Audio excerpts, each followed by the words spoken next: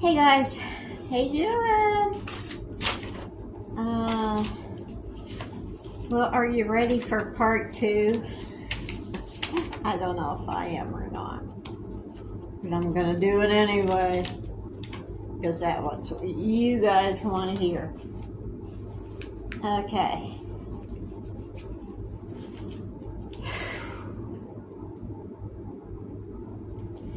Trying to think of when I.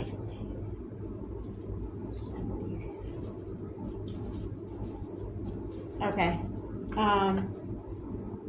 Why I joined the Navy. Okay.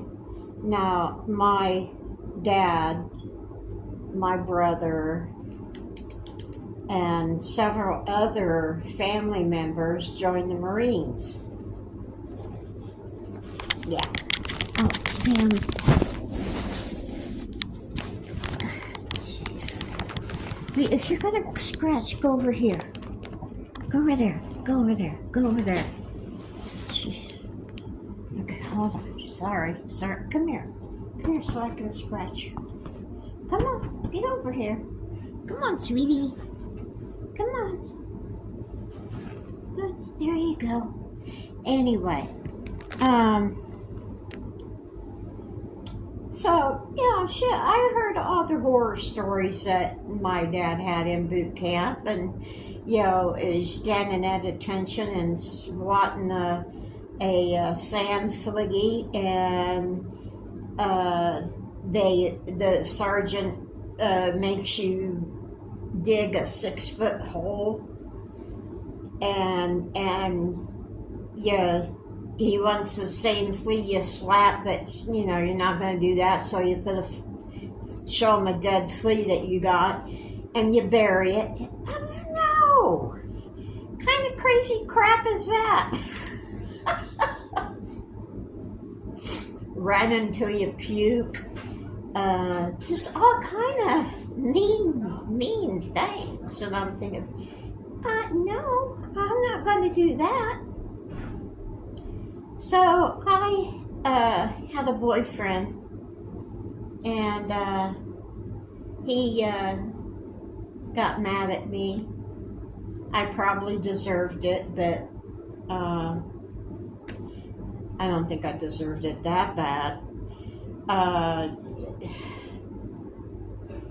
He beat me up pretty bad.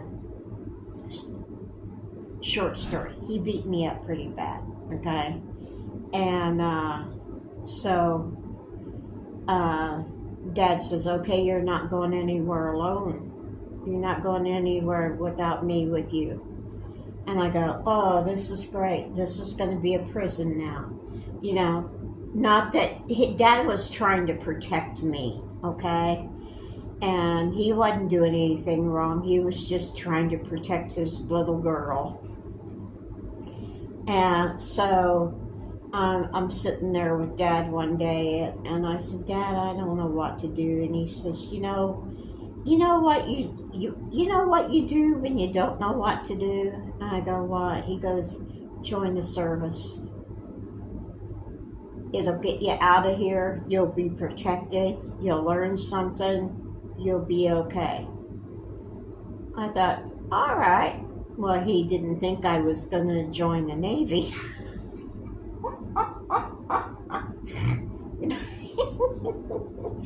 But yeah, he was happy because I joined the service. I had to take the written exam 3 times because I was so nervous about it. And the only thing I aced was the mechanic and carpentry part, because I was with my dad all the time. I was working with him, laying blocks and mixing mortar and stuff like that. Anyway, I passed the test on the 3rd time, and then they said, you're not even old enough to join the service. I said, yes, I am. And they go, how old are you? I said, I'm 20. And they said, no, you're not. You're 13 at tops. I go, I'm 20 years old. And they said, you're going to have to bring your birth certificate and your mom and dad in here to prove it. So that's what I had to do. So I joined in April 74. And then I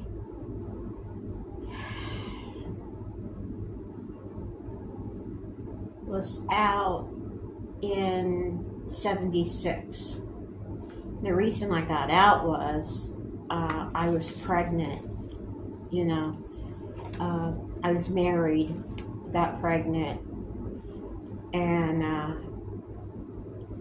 they didn't particularly like women in the military back when I was in, so they made it as hard as they could on you. And I thought, why am I sitting here dealing with this, you know? And so I got a medical discharge, and they were happy that I was gone. Ooh, we don't have to put up with her anymore. Yeah. So I had an honorable discharge. I only had an early discharge of a couple months anyway. So yeah. Back then you could serve for 2 years. And I figured, I first signed up for 2 years because, I wasn't going to do a four-year hitch and hate it. I figured I could do 2-year hitch and make my way through it. But, yeah, that's how that happened. I loved being in the Navy, though. I loved marching. I loved all that stuff, the athletic part of it I enjoyed so much, and I wanted to be on I can't think of what it is right now, but the guys who march and do all the crazy stuff with the guns and stuff. Anyway, they wouldn't let me be in that because I wasn't in the ROTC as a child or as a teenager. And I'm thinking, listen, I can keep time. You don't have to be, in ROTC to know how to do things. But they wouldn't do it. So, I just did my boot camp, had fun with that. Got sprayed with fire extinguishers, and because our company commander was mad at us because we didn't do a very good job on something. I can't remember what it was, but she took one of them foam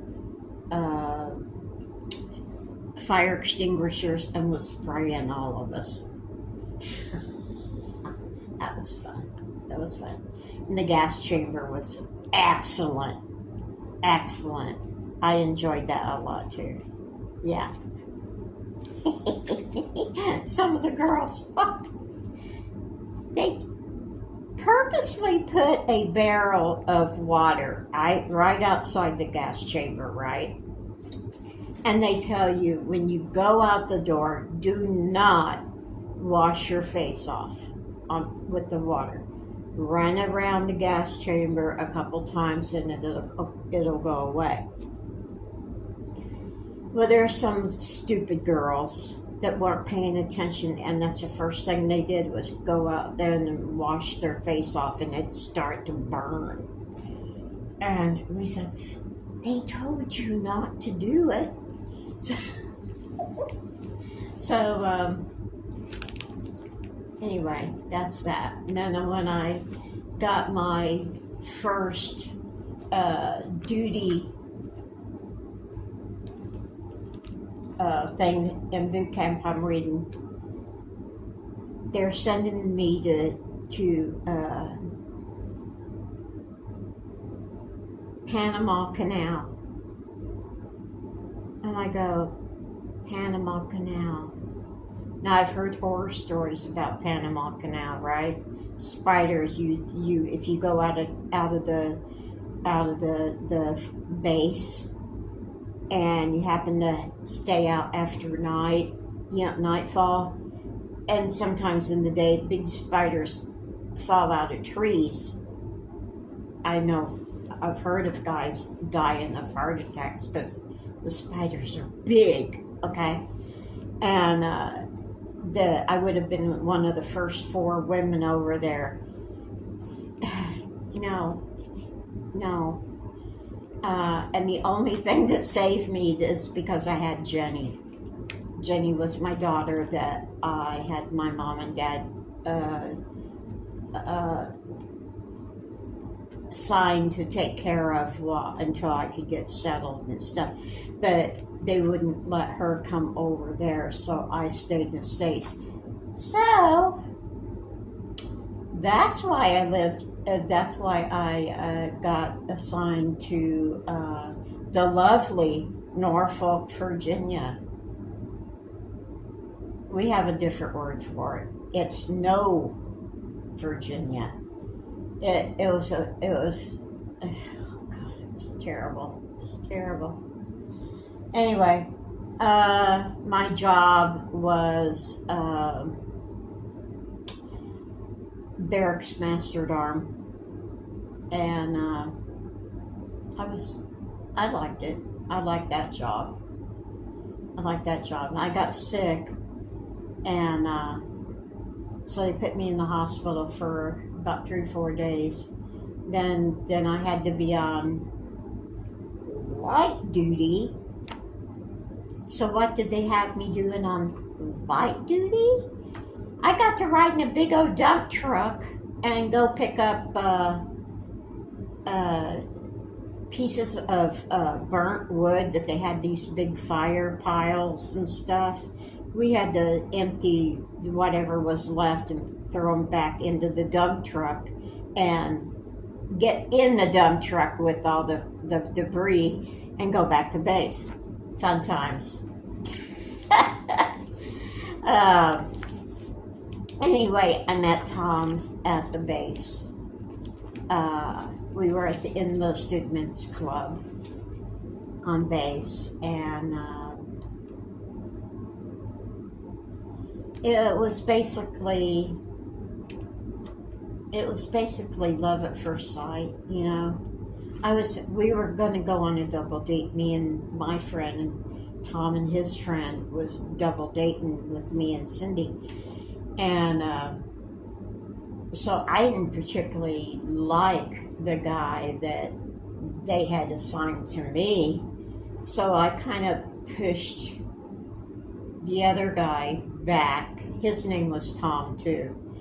I pushed him back with Cindy, and I started walking up with Tom, and then we were together ever since, you know. And that was 1970. Late 74. December 74. We knew each other a month before we got married. Yeah. Yep. And then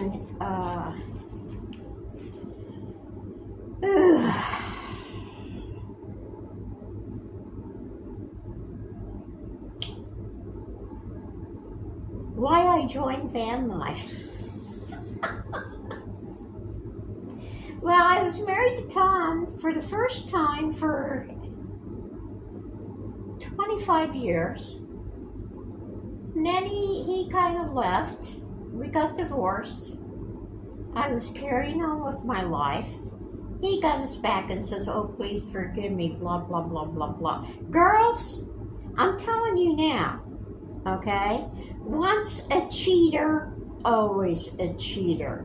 They don't change, Okay, so if a man comes up to you and says, "Oh, I'm sorry, I'll never do it again. I'll spend the rest of my life trying to make it up to you," blah, blah, blah, blah, blah, blah, tears flowing down. Don't believe a frickin' word they say, because they're lying out their ass. Okay? They don't change. Well, I suckered in. And because I had been praying, "Oh God, bring me a Christian man. I want to go to church," blah, blah, blah, blah, blah, blah, blah, blah, blah. Well, I convinced him to, he'd come over and get the kids and stuff. I convinced him to come to church. And he did. He did, and he seemed to be all right with it, and he gravitated for it, and we spent some time, and he just really seemed like he was doing it. And later years I found out, no, he was just trying to get me back, so he figured he had to go to church. Yeah. And so it was good for about the first 7 years after we got remarried. And then he had this delusion that he was going to be a big movie maker. And we always hung out at Starbucks and talking about who we wanted to play what part. He wrote a couple movies, and we had won a Fort Myers Film Festival, which happened to be one of my stories from Nana Kay that I never got recognition for, but we won that. And so he wanted to be a big movie guy. So I think he just went out of his mind, and he started looking for money and here and there, and started doing things. And I had told him, I said, "You know what, hon, I don't want to go talking about funding the movies all the time. I want us to just go have some coffee and talk about regular stuff. Why do we have to have business meetings all the time?" Well, he took that as I didn't care about how I didn't care about him. I didn't want any part of the movie business. I said, "No, Tom, I just don't want to be let down all the time. Every time we thought we were going to get money, shit happens, okay?" So I didn't want to get all shook up and start planning stuff about the movies and stuff if it was going to tank out. So he started leaving me out of stuff. And apparently he had found a girl at the airport. He was still working, but he was working. He'd fly out every week. He worked at apartments.com, and he was a photographer taking virtual pictures of all the apartments, So it got to where he hardly ever came home. And then it got to be where he wasn't bringing, it's the little things I didn't think of. Now he worked at this apartments.com for like 8-9 years, okay? And, but he was doing the movie stuff on the side. But anyway, I had enough soap, I had enough shampoo, conditioner, toilet paper to last for a year, because he'd bring it home every week. And then all of a sudden he stopped bringing it home. And he said, "Well, they're getting tight on the stuff at the hotels." Okay. All right, I believed him. Come to find out, he was living with a girl and wasn't coming home. But yet he'd get mad at us to where me and the kids, Tim and Stephanie would be joking around at dinner on a Friday night, and he'd get mad because he didn't know what we were talking about. And we said, well, every time we call you and want to tell you about something, you get mad and say, I'm working, I can't talk to you now, and never call him back. It was ridiculous. It was ridiculous. Apparently, oh my God, I can't believe I was that gullible. Oh my God. I won't do it again.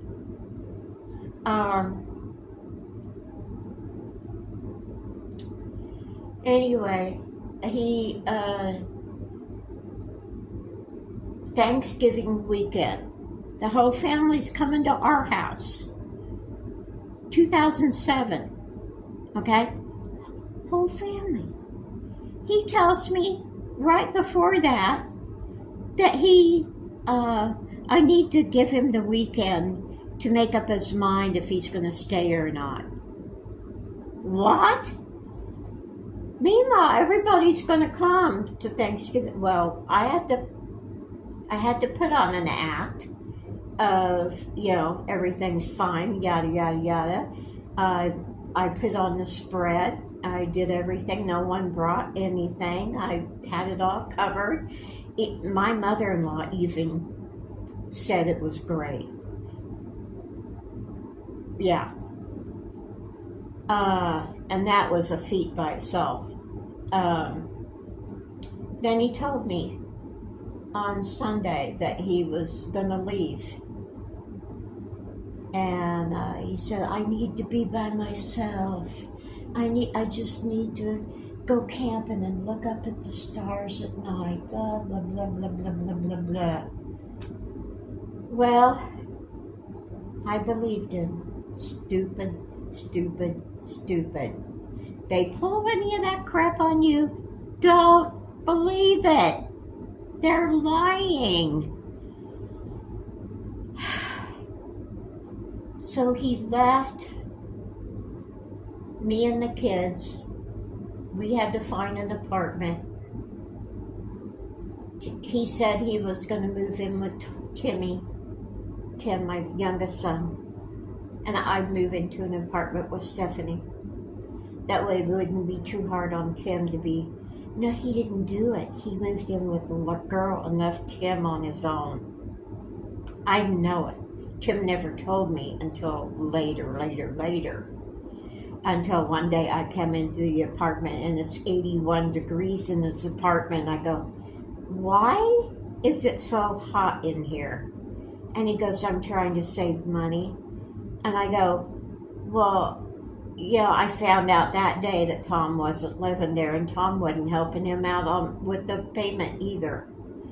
And I said, you turn that air on and I'll help you out. I'll help you.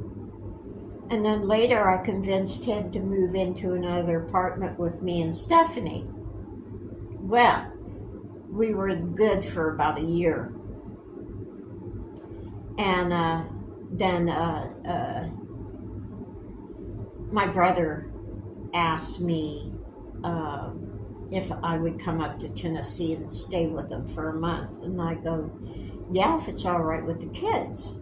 And they said, oh, yeah, Mom, go ahead. And so I did. And when I've come up here, I loved it. I fell in love with Tennessee. And so I go back and I asked the kids, I said, listen, I know that you guys are going to plan on moving when the lease is up, but would you mind if I moved out? I moved up with Uncle David, but I'll pay my portion of the rent. And they go, no, Mom, no, go ahead, do it. Later I find out Stephanie lied. She didn't want me to go. If she had just told me the truth, that would have been better. But anyway, after that happened, I was trying to heal from all the crap up here, you know, not crap here, but crap in Florida. I was trying to heal. I was doing a halfway decent job. And I started watching van life videos because I had to take him to court several times to get alimony. Okay, then I had the cancer and I couldn't work and blah blah blah, you know. And so turns out that I got Dave interested in van life, but he didn't want a van. He wanted a huge camper or RV. So he says, "Sis, I took you up on your idea." And I go, "What?" And he goes, We're selling the house." I go, "What?" And he goes, "We're selling the house. We're gonna get an RV." And I go, "Oh, it's nice someone listened to me for a change." Meanwhile, I'm thinking, "Holy shit, what am I gonna do?" Yeah. So I told Patty, I said, "I'll tell you what, you guys are moving. How about if we switch cars? Let me have the van and you can have my car." They were both town and country. It was really good shape, that car was. And she said, "Yeah, that sounds like a good idea." Well, that was when I started working on fixing the van up as best I could. And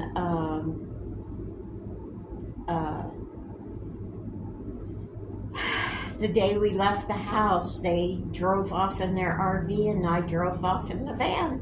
And that was the beginning of van life. I mean, yeah. And it was scary. I thought I knew what to do, but I had no idea what to do. And I made it, though. I made my way. Yeah. And I went to all kind of places. I'd seen stuff that I never would have seen if I had stayed married to Tom. You know, just things that I didn't even know existed. So that's how I got into van life, because I was making no money then except for alimony, because I wasn't old enough to get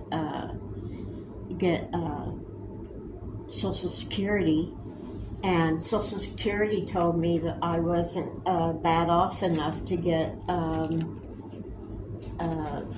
disabled. You know, having cancer and everything wasn't bad enough. So I did what I could do, and that's when I started doing the videos seriously. I got the I did the video YouTube around 2013, but I never did anything with it.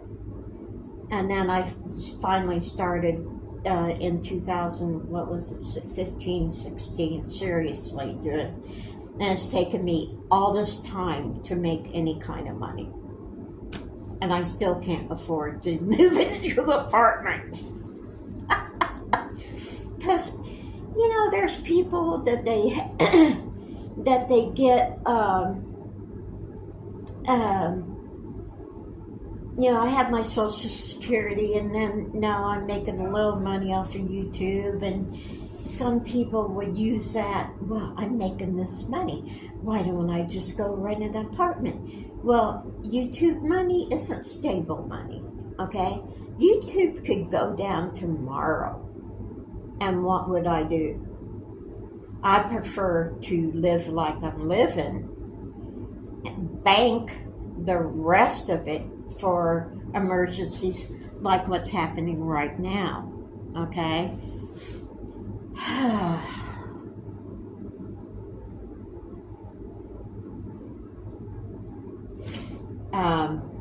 Yeah, so that's how the van life started. Let me tell you guys something, whether it's a man or a woman, okay? If you're married over 10 years, you can get automatic alimony from your husband or ex-wife, okay?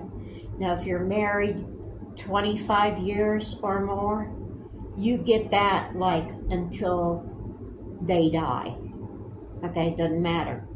Don't let them talk me into making a deal that he was so close to a movie deal that when he got it, I would get so much money and I wouldn't have to worry anything. Again, don't fall for anything. Don't fall for, I promise I'll do this, or I promise I'll do. No, you get it in writing in a court of law. I had to do it all by myself with the family services in the court system, okay? And yeah, don't fall for anything. Come on, guys. And always have a little bank account of your own. Don't look at it as hiding money from your husband or wife, but you need your own little nest egg in case something happens, okay? It's just, and I'm not crying, poor me either. You know, I fell for it. I did, and I know what I did now. And it cost me. Okay, it's really coming down now. Isn't this super? I love it.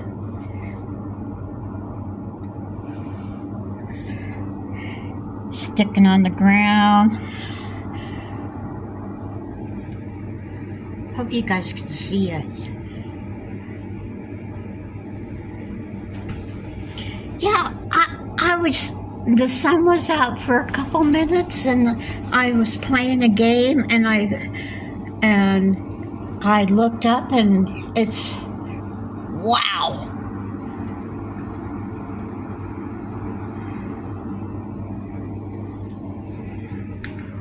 I don't know, you guys may not be happy, but I am.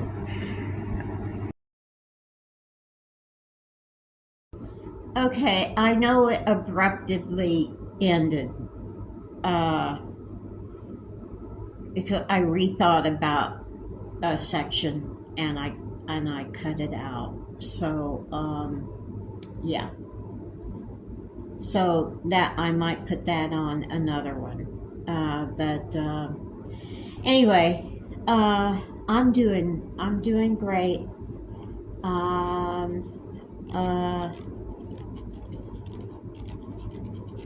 The part hasn't come in yet. I'm getting a little nervous. But other than that, everything's just fine. I'm trying to get a hold of my brother to get the mail so I can mail stuff off and get some mail. Oh, God. Yeah. But getting a hold of him is like, forget about it. Anyway, you guys take it easy. Take the long way home. Woo-hoo.